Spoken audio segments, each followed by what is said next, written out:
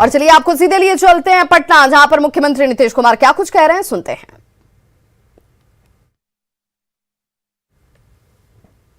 करेंगे स्वागत, बहुत बहुत स्वागत। विकास आयुक्त बिहार सरकार श्री विवेक कुमार सिंह जी हमारे बीच में है, स्वागत करें। जोरदार ताली होनी चाहिए बच्चों। हमारे बीच में माननीय मुख्यमंत्री जी के प्रधान सचिव सह अपर मुख्य सचिव वित्त विभाग है श्री एस सिद्धार्थ सर, उनका स्वागत पौधा देकर। अपर मुख्य सचिव शिक्षा विभाग श्री दीपक कुमार सिंह जी हैं, स्वागत करें पौधा से। हरियाली का प्रतीक यह पौधा, बहुत बहुत स्वागत। और हम स्वागत करना चाहेंगे प्रोफेसर गिरीश चौधरी, कुलपति पटना विश्वविद्यालय। हमारी बच्ची स्वागत करेगी आदरणीय का, जोरदार ताली बच्चों। प्रोफेसर केसी सिन्हा जी नालंदा खुला विश्वविद्यालय के कुलपति हैं, स्वागत करें। और सचिव शिक्षा विभाग सह राज्य परियोजना निदेशक असंगबा चुबाव सर का स्वागत करें नव पौधे से।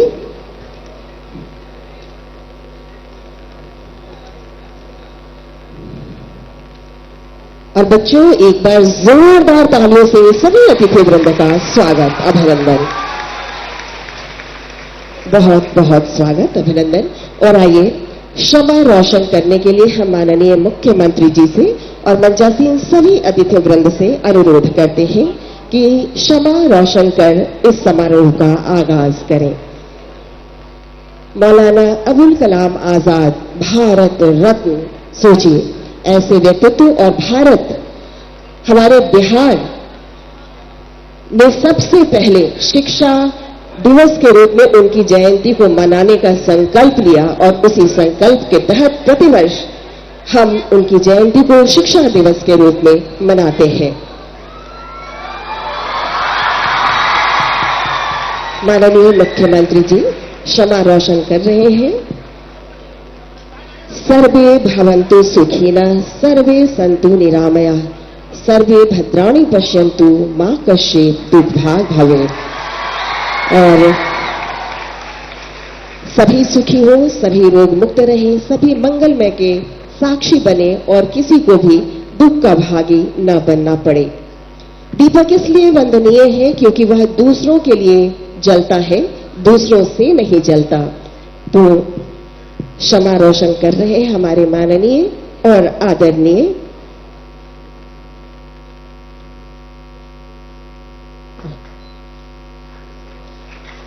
सभी अतिथि वृंद एक साथ।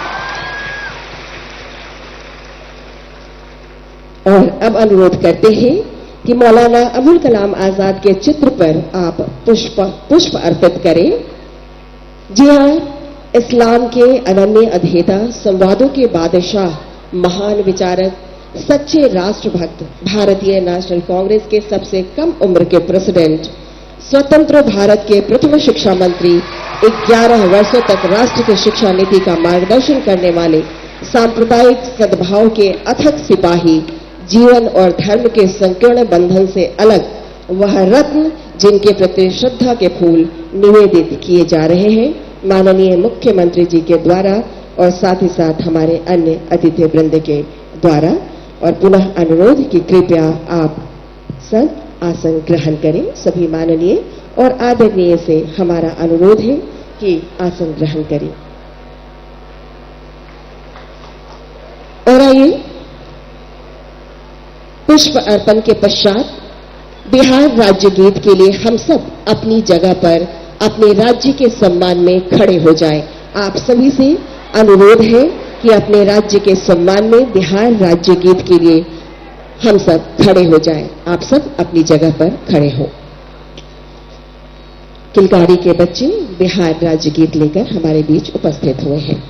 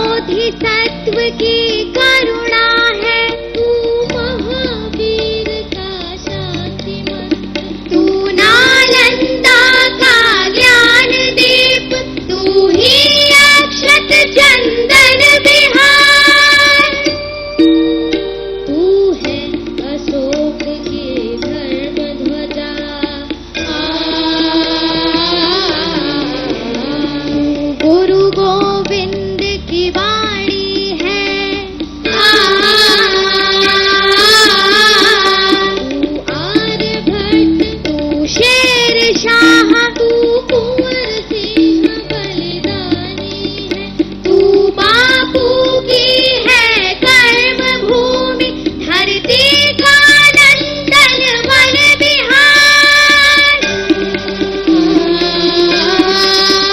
तेरी गौरव गाथा पूर्ण, तू विश्व शांति का अग्रदूत, लौटेगा खोया स्वाभिमान, अब जाग चुके तेरे सपूत, अब तू माथे का विजय तिलक, तू आंखों का अंजन बिहार, तुझको शत शत वंदन बिहार, मेरे भारत के कंठहार।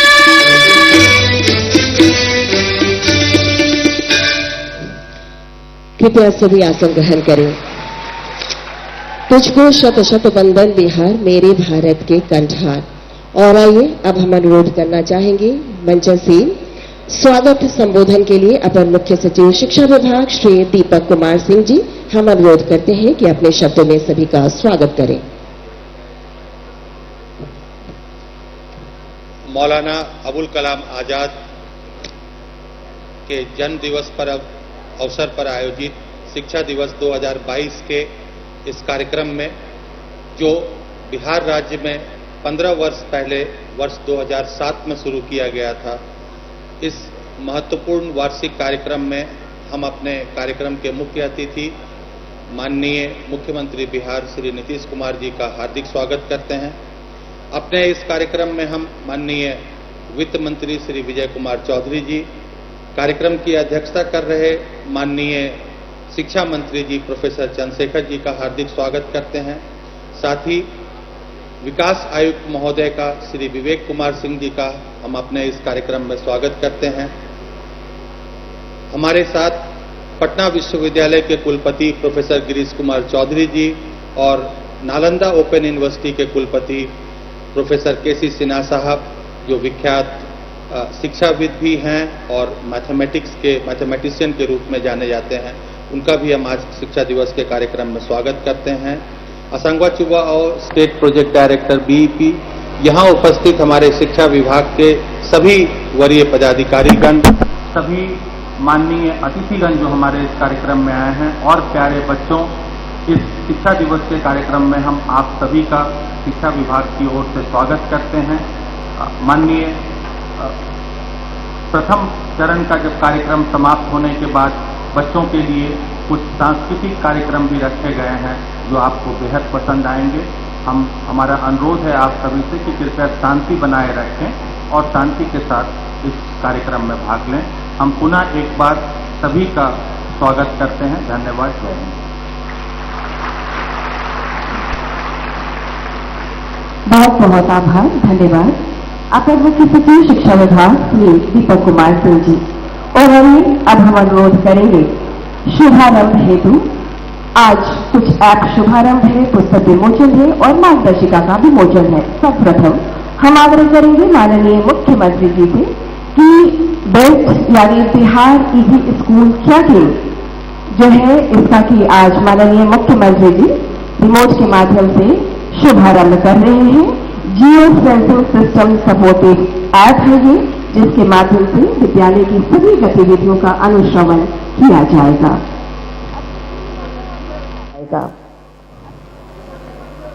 मुख्यमंत्री जी के कर कमरे से जोरदार ताली।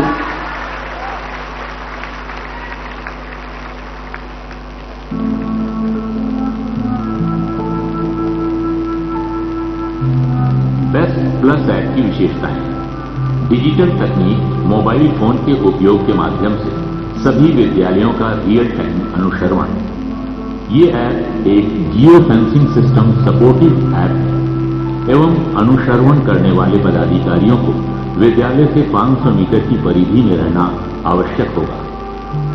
अनुश्रवण हेतु वर्तमान लोकेशन से 5 किलोमीटर की परिधि में अवस्थित सभी विद्यालयों का नाम रूट मैप के साथ मोबाइल स्क्रीन पर दिखाई देगा। शिक्षा विभाग के सभी स्तर के पदाधिकारियों के अतिरिक्त अन्य विभाग के पदाधिकारियों द्वारा भी विद्यालयों का अनुश्रवण किया जा सकेगा। विद्यालयों से संबंधित अचल सूचनाएं यथा विद्यालय का नाम, प्रखंड, जिला इत्यादि एवं लैटिट्यूड तथा लॉन्गिट्यूड ऐप में प्री फिल्ड है। ऐप के द्वारा अनुश्रवण के माध्यम से विद्यालय खुलने की स्थिति, शिक्षकों एवं बच्चों की उपस्थिति, मध्याह्न भोजन, समय सारणी की उपलब्धता एवं तदनुसार वर्ग संचालन, शैक्षणिक सूचनाएं, पुस्तकालय, प्रयोगशाला, विद्यालय में स्वच्छता एवं शौचालय की स्थिति इत्यादि से संबंधित सूचनाएं रियल टाइम पर संकलित होंगी। इन विशेषताओं के साथ बेस्ट प्लस ऐप का शुभारंभ के लिए माननीय मुख्यमंत्री जी के प्रति आभार। और अब अनुरोध हम करना चाहेंगे माननीय मुख्यमंत्री जी से कि डीबीटी पोर्टल से प्रोत्साहन राशि का हस्तांतरण का शुभारंभ आपके कर कमलों से किया जाना है, तो कृपया इस कार्य को माननीय मुख्यमंत्री जी करेंगे। शिक्षा विभाग द्वारा संचालित वित्तीय वर्ष 2022-23 के लिए विभिन्न लाभुक आधारित योजनाओं से संबंधित लाभुकों की राशि का सीधे बैंक खाते में डीबीटी के माध्यम से हस्तांतरण का शुभारंभ माननीय मुख्यमंत्री जी कर रहे हैं, जिसके अंतर्गत मुख्यमंत्री बालिका साइकिल योजना है, मुख्यमंत्री बालक साइकिल योजना है, मुख्यमंत्री बालिका प्रोत्साहन योजना है, मुख्यमंत्री विद्यार्थी प्रोत्साहन योजना है। और आगे माननीय मुख्यमंत्री जी से हम अनुरोध करेंगे कि बिहार स्वच्छ विद्यालय पुरस्कार 2022-23 के पोर्टल का शुभारंभ हेतु अनुरोध माननीय मुख्यमंत्री जी से हम करेंगे। बिहार स्वच्छ विद्यालय पुरस्कार 2022-23 पोर्टल का शुभारंभ और 7 दिनों पर मूल्यांकन किया जाता है विद्यालयों का।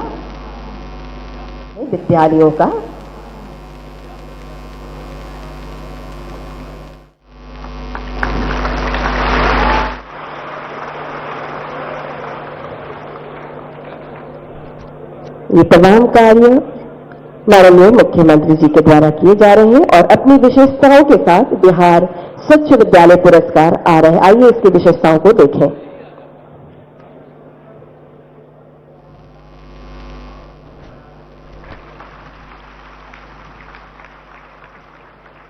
बच्चों, जोरदार ताली होनी चाहिए।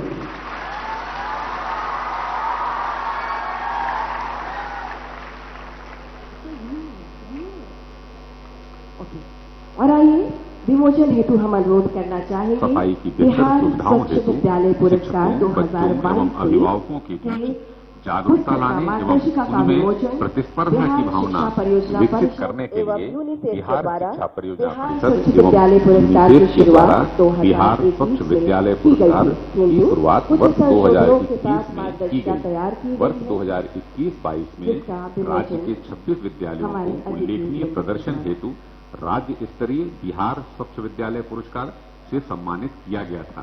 पिछले वर्ष के अनुभवों के आधार पर कतिपय संशोधन करते हुए बिहार स्वच्छ विद्यालय पुरस्कार 2022-23 की मार्गदर्शिका एवं वेब पोर्टल तैयार की गई है, जिसमें राज्य के सभी योग्य विद्यालयों से नामांकन अपेक्षित है। इस पुरस्कार प्रणाली में जलापूर्ति, शौचालय एवं मूत्रालय, साबुन से हाथ धोने की सुविधा, परिचालन एवं रखरखाव, क्षमता विकास, व्यवहार परिवर्तन तथा सामुदायिक सहभागिता के क्षेत्रों में मूल्यांकन किया जाता है।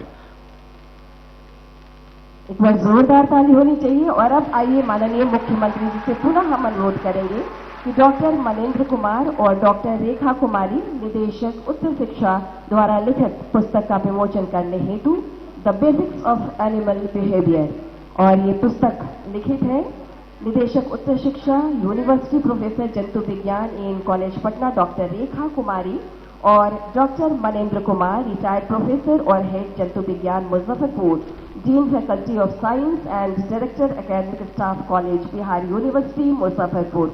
और ये जो पुस्तक है स्नातक और स्नातकोत्तर और शोधार्थी के जो है उनके लिए है। 13 अध्याय इसमें है।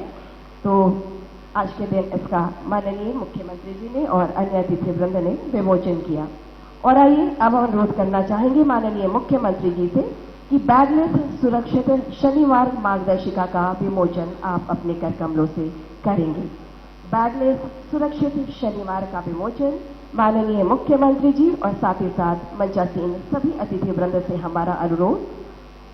जैसा कि बच्चों आप देख रहे हैं कि बैगलेस यानी कि शनिवार को हमारे बच्चे बिना बैग के विद्यालय जाएंगे और उसी के ऊपर तैयार मार्गदर्शिका जिसका कि विमोचन हमारे माननीय मुख्यमंत्री जी और माननीय वित्त मंत्री, माननीय शिक्षा मंत्री, विकास आयुक्त सभी अतिथिवृंद एक साथ कर रहे हैं। बहुत बहुत आभार और कृपया आसन ग्रहण करें। माननीय मुख्यमंत्री जी और सभी अतिथिवृंद से अनुरोध।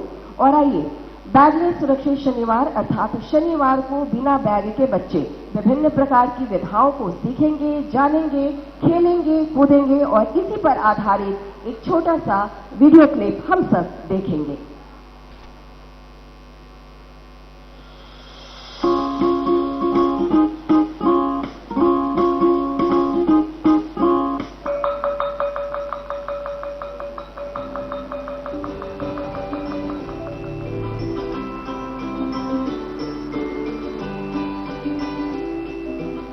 विद्यालयों में बच्चों की दिनचर्या आमतौर पर स्कूल बैग अथवा बस्ते के साथ ही आकार लेती हुई दिखाई देती है, जिसके बारे में आम धारणा है कि उनमें पुस्तकें हैं और उन पुस्तकों में ज्ञान है जो बच्चों को प्राप्त करना है।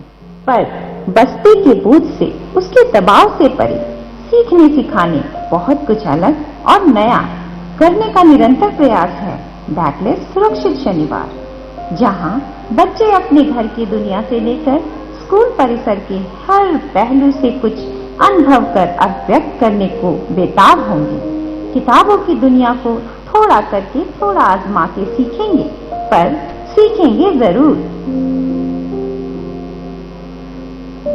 बच्चों के लिए विद्यालय का वह विशेष दिवस जिस दिन बच्चे तो स्कूल में होंगे पर उनके कंधे पर बस्ता नहीं होगा, जिस दिन बच्चे खेलेंगे, कूदेंगे, नाचेंगे, गाएंगे, अभिनय करेंगे और जानेंगे आपदाओं से बचने का उपाय। उसी दिन होगा जिज्ञासा, सृजन, नवाचार, जिसमें बच्चे अपनी सांस्कृतिक विरासत और धरोहर से खुद करके बहुत कुछ नया सीखेंगे। और वह विशेष दिन होगा शनिवार। यही है बैगलेस सुरक्षित शनिवार।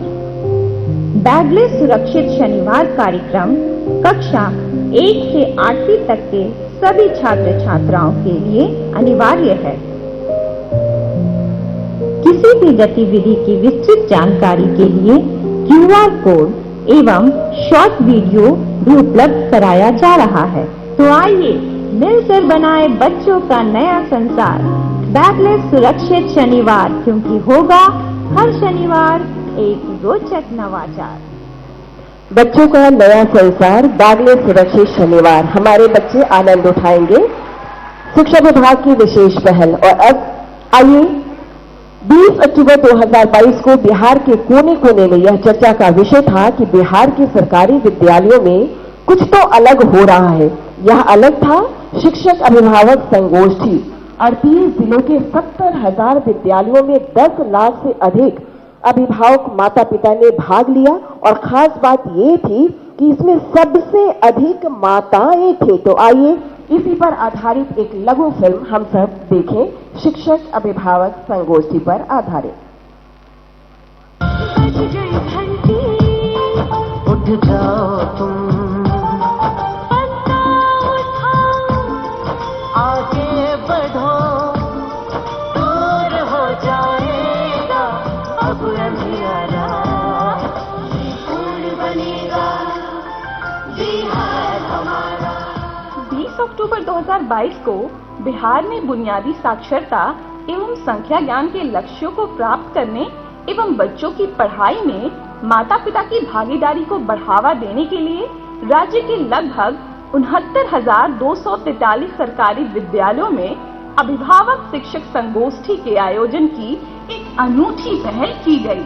कक्षा 1 के सभी बच्चों के अभिभावकों को विद्यालय में आमंत्रित किया गया। कल हमारे घर में गया था, हमें आमंत्रण सर भिजवाए थे कि आज बच्चे लोग को गर्जीवन को बुलाया जाएगा। हर एक स्कूल में यहाँ मीटिंग हो रहा है और बच्चे लोग को अच्छा शिक्षा भी मिल रहा है तथा इस अभिभावक शिक्षक संगोष्ठी को एक भव्य आयोजन का रूप दिया गया, जिसका परिणाम आयोजन के दिन हर बच्चे एवं उनके माता पिता के चेहरे की हंसी झलक रही थी।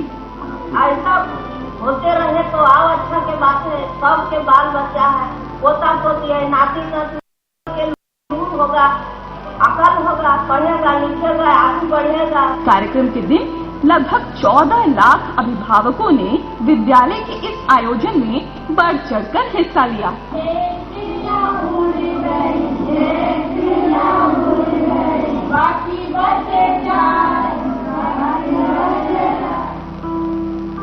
विद्यालय के हेडमास्टर, शिक्षकों एवं बच्चों द्वारा किए गए भव्य स्वागत से अभिभावक अभिभूत दिखे।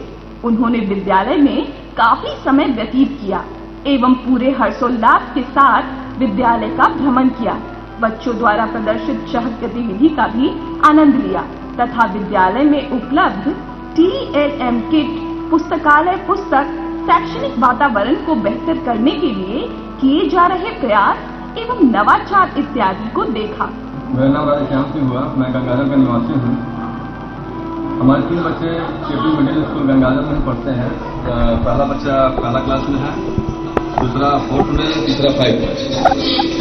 मेरा बच्चा पहले प्राइवेट में पढ़ता था, लेकिन हमने वहाँ से हटाकर सरकारी में किया, क्योंकि सरकार के द्वारा जो है यहाँ पे सेम टू सेम प्राइवेट से ज्यादा कहीं सुविधा जो है सरकारी स्कूल को मिल रहा है। शिक्षकों ने माता पिता के साथ बच्चों की पढ़ाई लिखाई के बारे में बातचीत की और घर में अभिभावक बच्चों को पढ़ने में कैसे सहयोग कर सकते हैं उस पर भी चर्चा की गई। इस संगोष्ठी के सफल आयोजन के लिए राज्य द्वारा विभिन्न प्रयास किए गए, जिसमें जिला तथा प्रखंड स्तर के अधिकारियों, विद्यालय के प्रधानाध्यापकों तथा शिक्षकों की नियमित रूप से बैठकें आयोजित की गई। राज्य द्वारा दीक्षा ऐप के माध्यम से माइक्रो इम्प्रूवमेंट प्रोजेक्ट भी बनाया गया। इस कार्यक्रम का शुभारंभ YouTube के माध्यम से किया गया। साथ ही साथ ट्विटर, फेसबुक, टेलीग्राम, व्हाट्सएप आदि के माध्यम से शिक्षकों और अभिभावकों तक इस कार्यक्रम की जानकारी पहुंचाई गई। कार्यक्रम के प्रचार प्रसार के लिए अखबारों में विज्ञापन दिए गए, लिफलेट बनवाए गए तथा ऑल इंडिया रेडियो पर इस संगोष्ठी के संदेश को प्रसारित किया गया। 20 अक्टूबर आपके लिए बहुत ही महत्वपूर्ण दिन है। कक्षा 1 में पढ़ रहे सभी बच्चों के अभिभावकों से अनुरोध है कि वो इस पेरेंट्स टीचर्स मीटिंग में जरूर आए एवं बढ़ चढ़कर हिस्सा भी लें। मम्मी और पापा 20 अक्टूबर गुरुवार को मेरे विद्यालय में जरूर आए। जिला स्तर पर अनुश्रवण समिति का गठन किया गया। विद्यालय स्तर पर अभिभावकों के स्वागत के लिए कई सारी तैयारियां की गई, जिसमें सभी शिक्षकों और बच्चों ने भाग लिया। अभिभावकों के लिए बच्चों एवं शिक्षकों द्वारा विशेष रूप से आमंत्रण पत्र बनाया गया। साथ ही साथ बच्चों ने रंगोली आदि से भी विद्यालय को सजाया।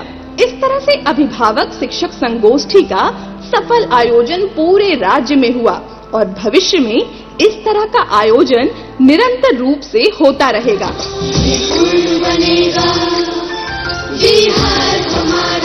बच्चों का बेहतर भविष्य गढ़ने के लिए शिक्षा विभाग प्रतिबद्ध है और इसी कड़ी में आपने अभी अभी देखा ये लघु फिल्म शिक्षक अभिभावक संगोष्ठी। जोरदार ताली शिक्षा विभाग की इस कोशिश के लिए। और ऐसे ही हमारे बच्चे आगे बढ़ेंगे अपने अभिभावक, अपने शिक्षक के सहयोग से। आइए हमारे बीच एक खास व्यक्तित्व उपस्थित है। आप हैं जनाब दारेन शाहिदी साहब, बहुत ही खास मेहमान और दुनिया का ये जाना पहचाना नाम है, ये चेहरा है। बहुमुखी प्रतिभा के धनी दारेन शाहिदी पेशे से पत्रकार हैं और विलुप्त हो चुकी दास्तान गोई की कला को दोबारा जीवित करने में इनका प्रशंसनीय योगदान है। लगभग 30 साल से टीवी पत्रकारिता से आप लगातार जुड़े रहे। अपनी लंबी यात्रा में इन्होंने राजनीतिक, सांस्कृतिक और खेल पत्रकारिता में झंडे गाड़े। बतौर एंकर इन्होंने BBC, NDTV, star sports, CNN, IBN आदि चैनलों में काम किया। तो ऐसे विशेष व्यक्तित्व को हम यहाँ पर आमंत्रित करेंगे और आप मौलाना अबुल कलाम आजाद, जो कि भारत रत्न थे, इनके जीवन से हम सबको परिचित कराएंगे। जोरदार तालियों से हम स्वागत करें दारेन शाहिदी जी का।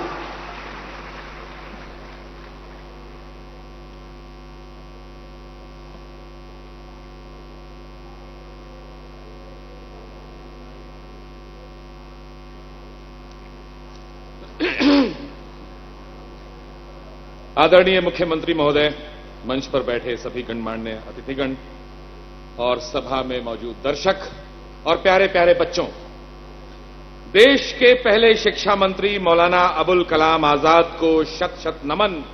ये आईआईटी, यूजीसी, साहित्य अकेडमी और कई संस्थान उनकी देन है और ये मेरी खुशकिस्मती है कि शिक्षा दिवस पर मुझे देश के पहले शिक्षा मंत्री मौलाना अबुल कलाम आजाद पर दास्तान सुनाने का आदेश दिया गया है, तो मैं दिल्ली से उल्टे पैर इस आदेश का पालन करने मौजूद हुआ हूं।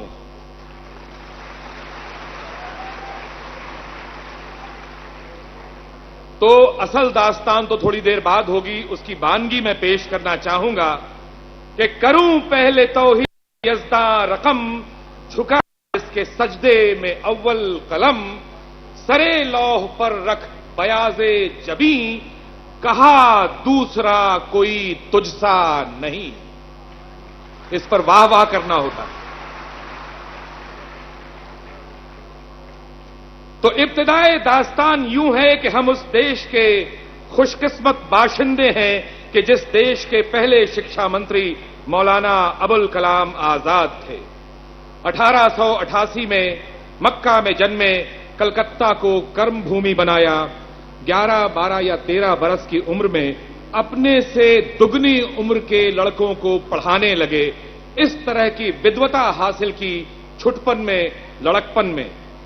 कलकत्ता में उन्होंने अंग्रेजों के खिलाफ अल हिलाल नाम की पत्रिका जारी की, जिसे बंद कर दिया गया, पाबंदी लगा दी गई। उसके बाद अल बिलाग नाम की पत्रिका निकाली, उसे भी बंद कर दिया गया। देश के प्रथम प्रधानमंत्री जवाहरलाल नेहरू के अभिन्न मित्र थे। कहते हैं कि सोते थे, जागते थे, खाते थे, पीते थे, उठते थे, बैठते थे, साथ साथ। जवाहरलाल नेहरू उनके साथ बैठ के चाय पीते थे। हालांकि मौलाना आजाद का कहना था कि जवाहरलाल नेहरू को चाय पीने की बिल्कुल तमीज नहीं है, तमीज नहीं है उन्हें चाय पीने की। पता नहीं कौन सी लोपचू शोपचू चाय पीते रहते हैं। चाय तो जैस्मीन चाय होती है, जैस्मीन टी। मौलाना आजाद ने अपनी किताब गुबारे खातिर में जिक्र किया है कि वो किस तरह से जेल में रहते हुए जैस्मीन चाय बनाते थे। मौसीकी के बड़े कदरदान थे, म्यूजिक बहुत सुनते थे और एक बार जेल में जेलर ने उनका रेडियो जब्त कर लिया था। रात के 3 बजे उठे, वायलिन की आवाज आई जेलर के कमरे से, उन्हीं के रेडियो से। वो बहुत देर तक गुमसुम वायलिन की आवाज सुनते रहे। मौलाना आजाद और जवाहरलाल नेहरू दोनों एक दूसरे की विद्वता की क्षमता का और बौद्धिक क्षमता का लोहा मानते थे। यह किस्सा तब का है जब मौलाना आजाद और जवाहरलाल नेहरू आजादी की लड़ाई में शामिल थे और अंग्रेजों ने इन दोनों को किला अहमदनगर जेल में कैद कर लिया था। स्वतंत्रता संग्राम के दौरान मौलाना आजाद 9 साल जेल में रहे। नेहरू जी ने डिस्कवरी ऑफ इंडिया लिखी और अबुल कलाम आजाद ने गुबारे खातिर। मौलाना आजाद ने जिक्र किया है कि जेल में जवाहरलाल नेहरू सोते में जब बड़बड़ाते थे तो अंग्रेजी में बड़बड़ाते थे। शायद India wins freedom when India the world sleep India will awake to its freedom, इस तरह का कुछ बात बड़बड़ाते होंगे।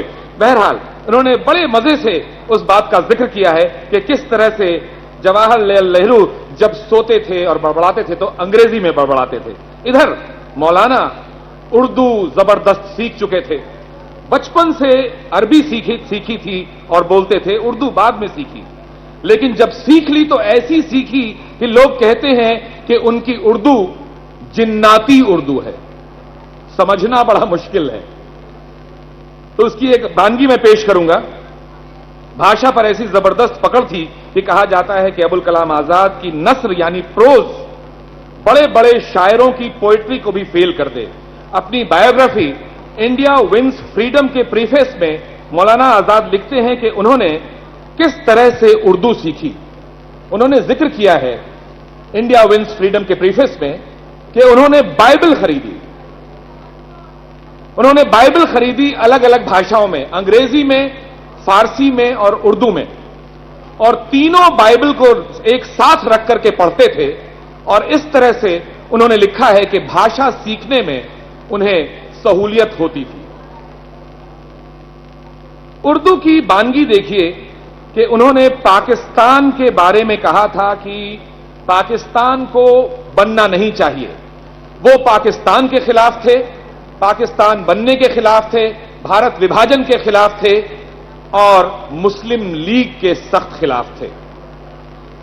तो 1946 में एक इंटरव्यू दिया उन्होंने, चट्टान नाम की मैगजीन थी, लाहौर से छपती थी, सोरिश कश्मीरी उसके एडिटर थे। तो उन्होंने एक सवाल किया पाकिस्तान के बारे में। तो इस सवाल के जवाब में जो मौलाना ने कहा है उसमें आप उनकी उर्दू देखिए और पाकिस्तान के बारे में ख्यालात कि उन्होंने किस तरह से भविष्यवाणी कर दी थी बंटवारे से एक साल पहले ही, पाकिस्तान बनेगा तो पाकिस्तान टूटेगा भी।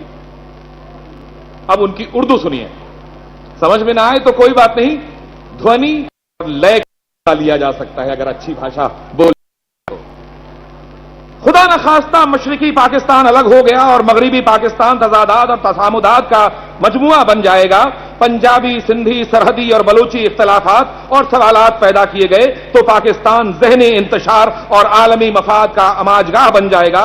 आज जो नस्ल पाकिस्तान बनाएगी, मुमकिन है उसके उठते ही सूबाई असबियतों का सवाल उभरे और आलमी ताकतें पाकिस्तान की मुख्तलिफुल फिक्र लीडरशिप को अपने हाथों में लेकर असबियतों का सवाल उठाए और ऐसा खेल रचाए कि मगरबी पाकिस्तान रियासतों या अरब तरह कई रियासतों में बढ़ जाए। और असल सवाल दीन का नहीं, माश का है। मुसलमान उमरा ने अपनी माशी कमतरी और इक्तिसादी फिरोतरी के खौफो इंतहाद को दो कौमी नजरिए की शक्ल देकर फिरकावार मसाइल को इस इंतहा तक पहुंचा दिया है कि अब उन्हें एक हिंदुस्तान में अपने माशी इक्तदार के लिए कोई जगह नजर नहीं आती। वो एक इस्लामी रियासत में बिला शिरकते गैर माशियत के वाहिद मालिक होंगे, लेकिन कब तक नजरियाती शहर में मुब्तला रख सकेंगे, ये एक गौरतलब सवाल है।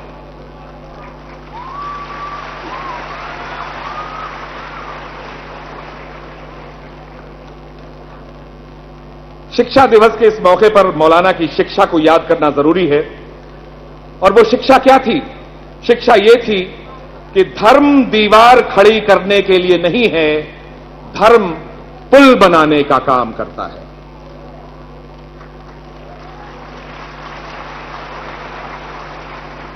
बच्चों जरा गौर से इस बात को सुनिएगा कि पूर्व राष्ट्रपति जाकिर हुसैन साहब कहते हैं कि सबसे बड़ा काम मौलाना आजाद ने जो किया वो ये कि उन्होंने लोगों को बताया कि मजहब की दो हैसियतें होती हैं। एक हैसियत ये कि लोगों को अलग अलग करती है, लोगों में तफरीक पैदा करती है, वो मजहब झूठा मजहब है। उन्होंने लोगों को बताया कि मजहब का असली मकसद लोगों के दिलों को जोड़ने वाला होता है, खिदमत का होता है, दूसरों के लिए खुद को मिटाने का होता है। यानी धर्म का इस्तेमाल लोगों को बांटने के लिए भी किया जा सकता है और लोगों को मिलाने के लिए भी किया जा सकता है। मिलाने का काम मुश्किल होता है, एक एक पहलू समझाना पड़ता है और इस काम में देरी लगती है। यह आसान नहीं होता, लेकिन अगर आम लोगों को यह समझ में आ जाए तो फिर सदियों तक यह सिलसिला टूट नहीं सकता। हिंदुस्तान में यह सिलसिला सदियों से जारी है। मौलाना आजाद जैसे नेता ने हमें इस तरह से यह बात समझाई कि मेल जोल और एक दूसरे में रच बस जाना अब हमारी पहचान है। मौलाना आजाद ने धर्म के माध्यम से लोगों को जोड़ने का काम किया और कहा कि धर्म दीवार खड़ी करना नहीं सिखाता, धर्म